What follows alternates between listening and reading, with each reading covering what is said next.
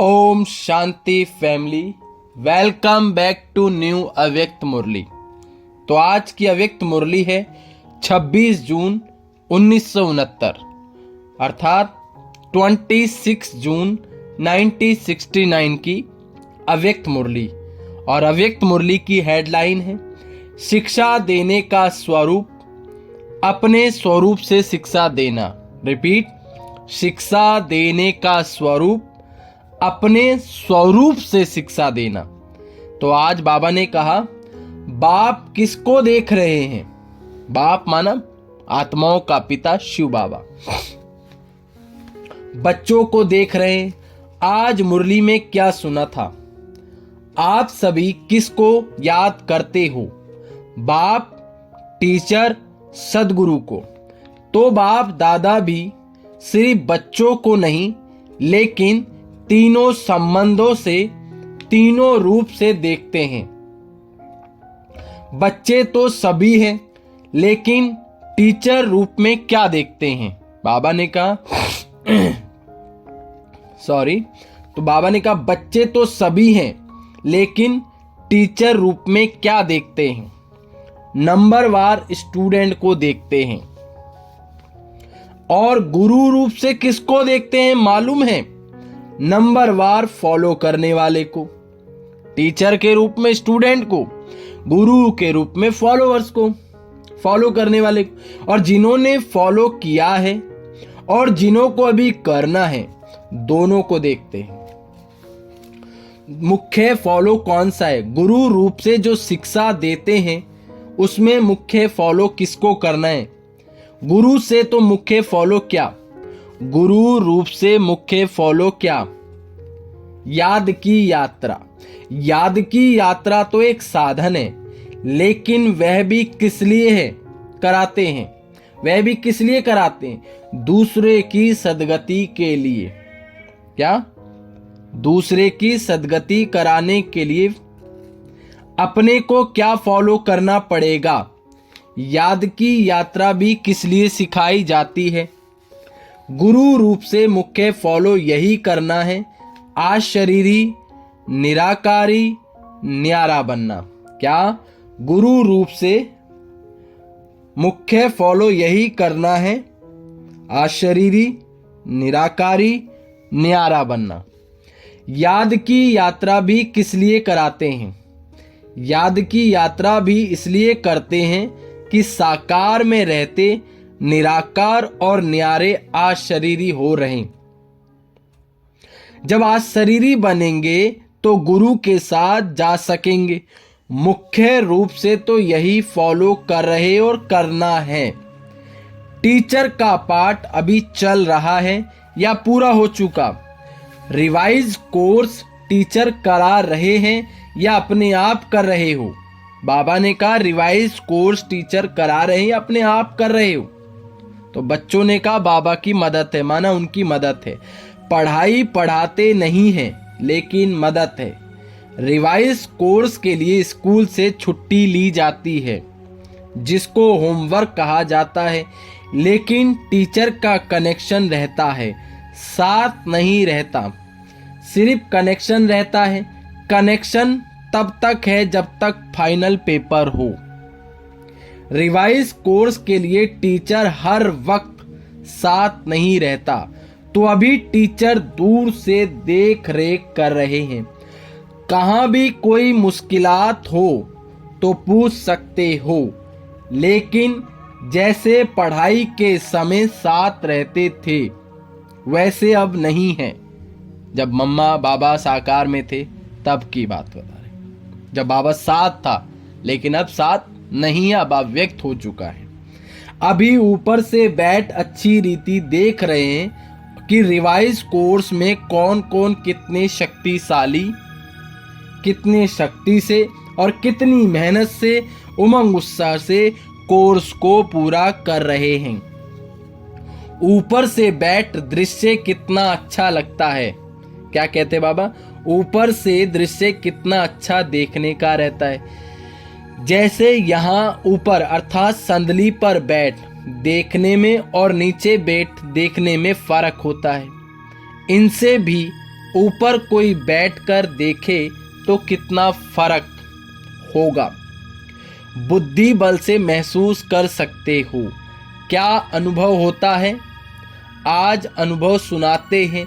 अनुभव सुनने और सुनाने की तो ये परंपरा है, से रीत है। अनुभव सुनने और सुनाने की परंपरा से रीत है। तो वतन में रहते क्या अनुभव करते? वतन में होते भी टीचर का कनेक्शन होने के कारण देखते हैं। ब्रह्मा बाबा कहते मेरा टीचर, मैं टीचर, बाबा ने उनको टीचर बनाया। तो बाबा कहते ऊपर हूँ, टीचर होने के नारायण मेरा कनेक्शन है, तो मैं क्या देखता हूँ? कोई बहुत अलौकिकपन से पढ़ाई को रिवाइज कर रहे हैं उमंग उत्साह से, और कोई समय गवा रहे हैं। कोई समय सफल कर रहे हैं और कोई समय सफल कर रहे हैं, कोई समय गवा रहे हैं। जब देखते हैं कि समय को गवा रहे हैं तो मालूम है क्या होता है? तरस तो आता है, लेकिन तरस के साथ साथ जो संबंध है वह संबंध भी खींचता है। फिर दिल होती है कि अभी अभी बाबा से छुट्टी लेकर साकार रूप में उन्हों का ध्यान खिंचवावें। ब्रह्मा बाबा कहते हैं अगर कोई समय या संकल्पों को व्यर्थ करता है तो मेरा संकल्प होता है, क्योंकि संबंध है ना, और संबंध टीचर का होने के कारण, बाप का होने के कारण तरस आता है, और तरस आने के कारण मन करता है बाबा से छुट्टी लेकर नी के नीचे जाकर इनका ध्यान खिंचवाऊं। लेकिन साकार रूप का पाठ तो पूरा हुआ, इसलिए दूर से ही साकाश देते हैं। बाबा जैसे साकार रूप में लाल झंडी दिखाते थे ना, वैसे ही वतन में भी है। लेकिन देखने में आता है कि अव्यक्त रस को, अव्यक्त मदद को बहुत थोड़े ले पाते हैं। जो भी रास्ता तय करते हैं विघ्न आते हैं, और उन विघ्नों को पार करने के लिए मुख्य कौन सी शिक्षा चाहिए? सहन शक्ति। सहन शक्ति से पहले कौन सी शक्ति चाहिए? बाबा ने समझा क्या कहा? जो भी रास्ता तय करते विघ्न आते हैं, उन विघ्नों को पार करने के लिए कौन सी शक्ति चाहिए? सहन शक्ति। और सहन शक्ति से पहले कौन सी शक्ति चाहिए? विघ्न डालने वाली कौन सी चीज है? ये है माया। सुनाया था ना, विघ्नों का सामना करने के लिए पहले चाहिए परखने की शक्ति, फिर चाहिए निर्णय करने की शक्ति। और जब निर्णय करेंगे ये माया है, वह यथार्थ है, ये फायदा है, ये नुकसान है, अल्पकाल की प्राप्ति है, वह सदा काल की प्राप्ति है। जब निर्णय करेंगे तो निर्णय के बाद ही सहन शक्ति को धारण कर सकेंगे। पहले परखना है, फिर निर्णय करना है। और जिसकी निर्णय शक्ति तेज होती है वह कब हार नहीं खा सकता। हार से बचने के लिए अपनी निर्णय शक्ति और परखने की शक्ति को बढ़ाना है। निर्णय शक्ति बढ़ाने के लिए पुरुषार्थ कौन सा करना है? याद की यात्रा तो आप झट कह देते हो, लेकिन याद की यात्रा को भी बल, बाबा ने कहा लेकिन याद की यात्रा को भी बल देने वाला कौन सा है? ज्ञान अर्थात समझ, वह भी स्पष्ट बुद्धि में होना चाहिए। टोटल तो रखा है, सारी चीज का निचोड़ बता देते हो कि याद, लेकिन याद को भी पावरफुल कौन करता है? बाबा ये बता रहे हैं कि टोटल तो रखा है, लेकिन टोटल में कहाँ का फिर टोटा माना घाटा पड़ जाता है। स्कूल में कई बच्चे एक दो को देख क्या करते हैं? टोटल निकालते हैं, लेकिन जब मास्टर पूछता है ये टोटल कैसे किया तो मूझ जाते हैं। ऐसे हम ब्राह्मण हैं, हर चीज की बात में याद, लेकिन याद को पावरफुल कैसे किया जाए, याद में शक्तिशाली कैसे बना जाए, उसका आधार बाबा बार बार कह रहे ज्ञान मनन। अभी आगे बाबा बहुत विस्तार से बताएंगे। तो अगर स्कूल में पूछा जाता है तो कई बच्चे मूझ जाते हैं, तो आप टोटल याद की यात्रा कह देते हो। लेकिन ये टोटल किस तरीके से होगा वह भी जानना है। तो बाबा ने कहा तो निर्णय शक्ति को बढ़ाने के लिए मुख्य किस बात की आवश्यकता है? निर्णय के लिए विचार सागर मंथन। विचार सागर मंथन करते करते सागर में डूब जाएं। कई बैठते हैं विचार सागर मंथन करने, बाबा बता रहे हैं। कई सोचते हैं विचार करें, लेकिन सोचते सोचते कहीं और ही चल देते हैं। विचार सागर मंथन करने, विचार सागर मंथन करते करते सागर में डूब जाएं।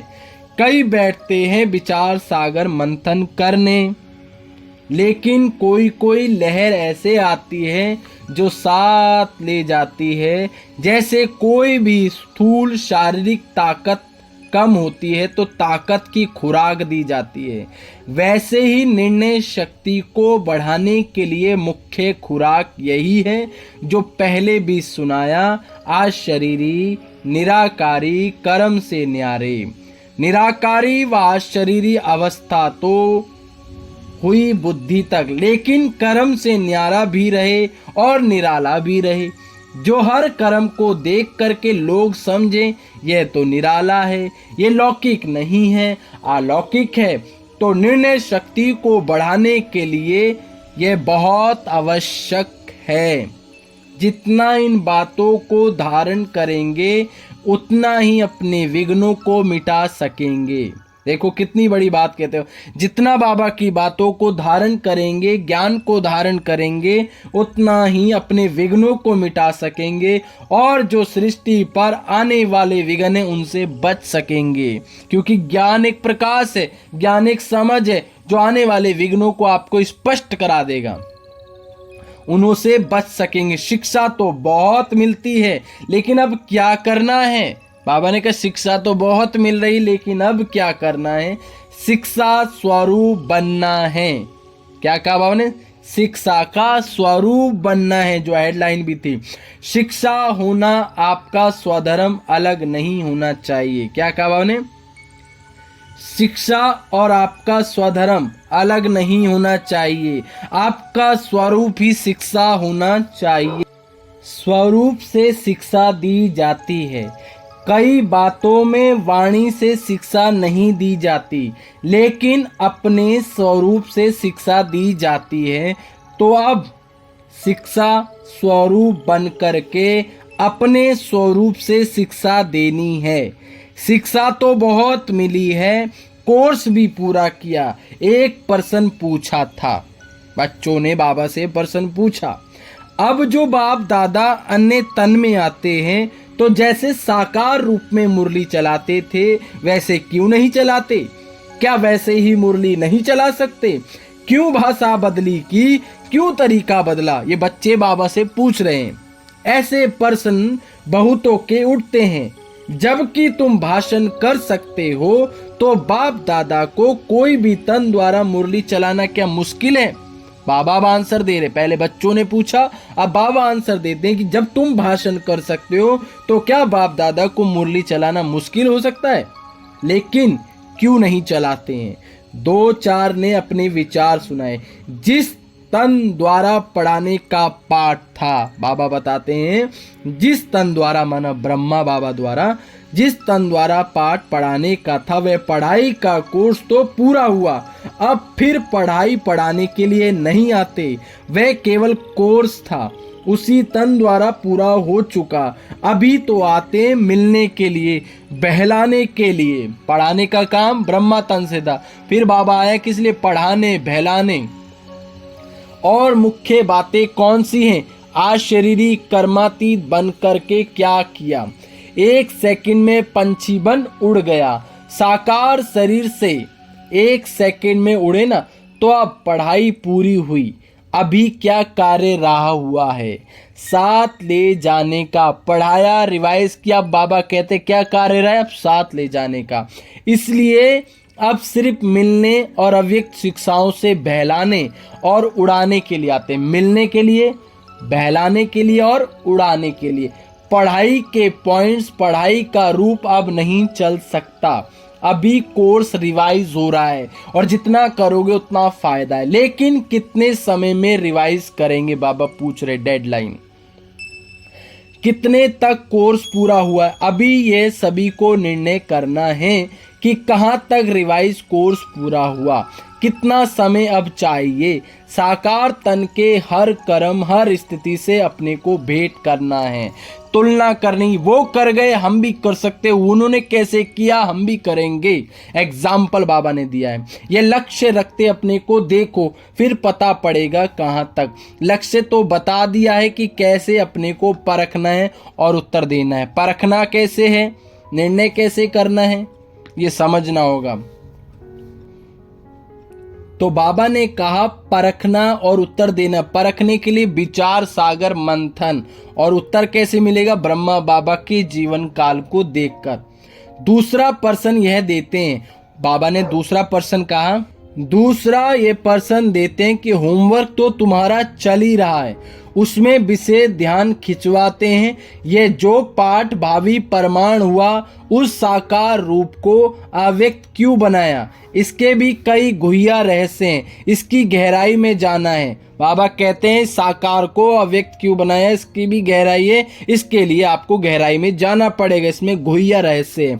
सागर की लहरों में नहाने नहीं, बाबा ने कहा सागर की लहरों में नहाने नहीं लग जाना, लेकिन सागर के तले में जाना, फिर जो रतन मिले वे ले आना।